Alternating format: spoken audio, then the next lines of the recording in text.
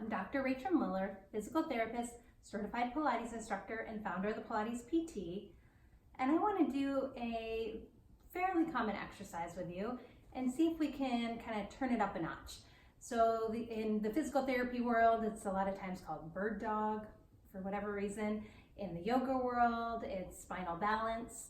I used to do it a lot, but not really understand the purpose of it. So we're gonna play around with it a little bit. You're gonna come onto your hands and your knees.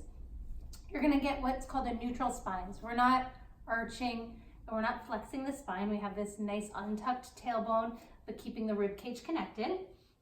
I also want your gaze as part of that straight line. So your gaze is on the floor in between your hands. So the exercise itself is this. When we lift one arm, lift one leg.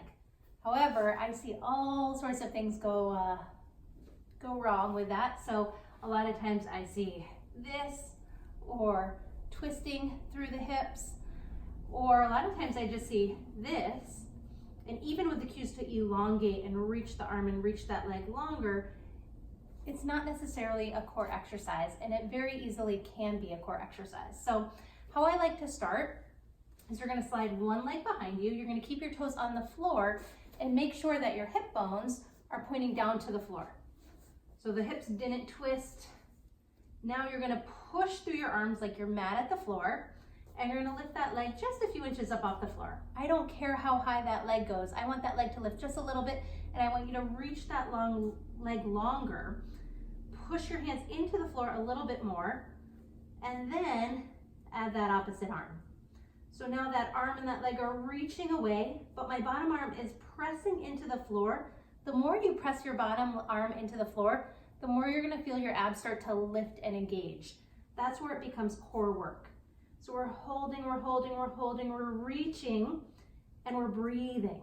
So making sure not to hold your breath when you are in this or any other pose, and then relaxing it down, and then trying the same thing on the other side.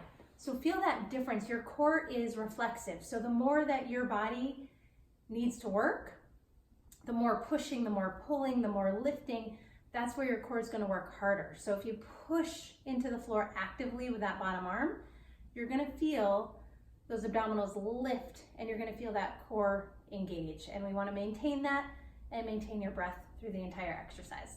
So give it a try and let me know if you have questions.